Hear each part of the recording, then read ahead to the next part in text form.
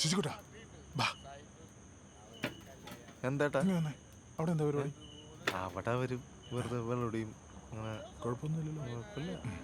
വേറെ അതെ, മോൻ്റെ അടുത്ത് എനിക്ക് വളരെ സീരിയസ് ആയിട്ടൊരു കാര്യം പറയാനുണ്ട്. എന്താണ്? വല്ല പേയ്മെന്റും ബാക്കിയുണ്ടോ? ഏയ് അതൊന്നുമല്ല.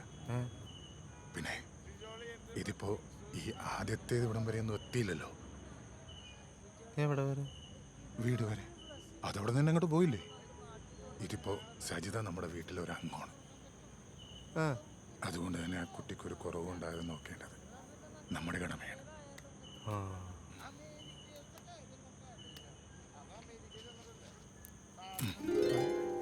അപ്പോ അതുകൊണ്ട് ചോദിക്കുക, നിനക്ക് ഈ ശാരീരികമായിട്ടുള്ള അതിനെ കുറിച്ചൊക്കെ വല്ല അറിവുണ്ടോ?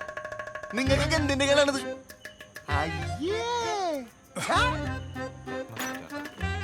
ശുചിക്കുട്ടാ